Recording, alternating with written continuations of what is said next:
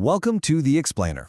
Today, we're digging into Warwick John Fahy's The 1-Minute Presenter to figure out why your amazing presentation might be landing like an 800-pound watermelon and, more importantly, how you can make sure your audience can actually, digest it.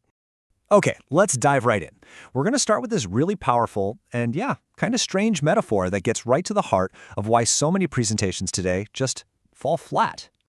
I mean, seriously, think about the last big presentation you had to sit through. Did it feel a little like this? A gigantic, dense watermelon of pure information? It's such a great image, right? Because it's so true. We're often served way more than we could ever possibly process in one go. It's too much. Okay, but here's where it gets really interesting. The problem isn't just your giant watermelon of a presentation. The real issue is what happens when you drop that thing onto the hard pavement of our modern attention spans. What do you get? A crushed watermelon, right? It's just a complete mess, a scattered collection of ideas that nobody can piece back together. So, why? Why is this happening? Why are our attention spans just shattered? Well, let's get into the diagnosis. Because it turns out our modern digital world has literally rewired how all of us take in information. And a huge part of this comes down to a generational divide. On one side, you've got the digital native, anyone born after, say, 1980. They think fast, they jump between topics, and they are all about graphics and visuals. But on the other side, you have the digital immigrant. These are the folks who learn the digital language later in life. They tend to prefer a slower, more methodical, step-by-step approach. They like text. Now, the big takeaway here is so important. If you're presenting to an audience with both, you have to cater to both. You need those eye-catching visuals for the natives, but you also need that clear, logical structure for the immigrant. And this gap, this divide, it's just getting wider. Because we are all, and I mean all of us, standing in front of a nonstop fire hose of information. You've got 24-hour news, the internet in your pocket, endless social media feeds. Our brains are just constantly overloaded. It's so bad that one psychiatrist has even called it a culturally induced attention deficit disorder. And that really boils down to this simple truth from Dr. John Medina. The point is, if you're always online, you're always distracted. We live in a state of constant partial attention.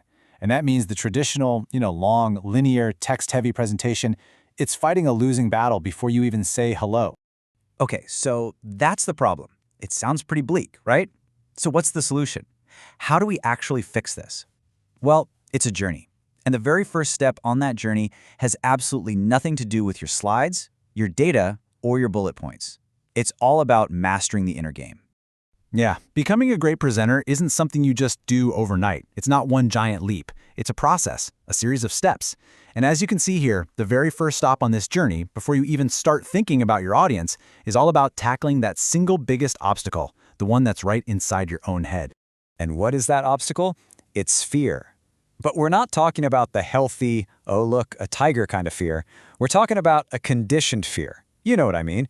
It's the ghost of that one time you failed in the past, that brutal drama class in high school, or that presentation where the tech failed and you just froze. Your brain remembers that, and now it's just trying to protect you from ever feeling that way again. So how do you fight back against that? Well, the book gives us this awesome toolkit of practical techniques called Fear Busters, and they're designed to give you back control right now. You can work your body. Literally, just go for a walk to get the blood flowing and calm your nerves. You can get mentally prepared, visualize success, really feel what it's like to nail it. You can use rhythmic breathing, deep, steady breaths to calm your whole system down. Or, and I love this one, you can help a friend. This is about shifting your focus from yourself to someone else. It's about getting out of your own head by just finding one person in that room you can help. That could be as simple as making eye contact with someone and smiling. Instantly, it changes the focus from me to we.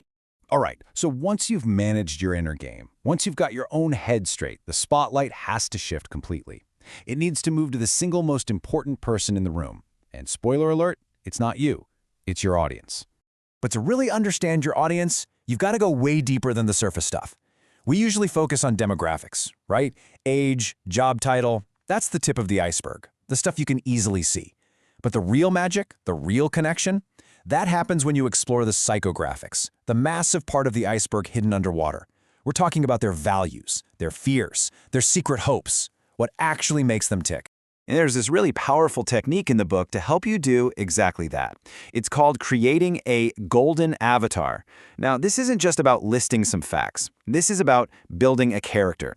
You literally give your ideal audience member a name, a personality, a whole backstory. You make them a real, living, breathing person. So how do you actually build this person? Well, you start by asking these really deep, empathetic questions. What are their biggest pains? What keeps them up at night? On the flip side, what do they absolutely love? Who do they secretly wish they could be? What are their driving ambitions? See, when you can answer these questions, you're not talking to a faceless crowd anymore. You're having a real conversation with a person you genuinely get. And all of this leads us to the final huge takeaway. This is about making a fundamental shift in how you think about presenting. It's about moving away from just dumping information and moving toward building a real, genuine connection. And what's at the heart of that connection? It's empathy, plain and simple. It all comes back to this incredible quote from Gandhi. It's about being willing to step into your audience's shoes, to try and see the world from their point of view before you ever ask them to spend a single second listening to yours. So that's the question you have to ask yourself for your next presentation. It's the one question that can change everything. Are you going to just drop another 800-pound watermelon of data on them, or are you going to use these ideas to make a real connection and finally truly be heard?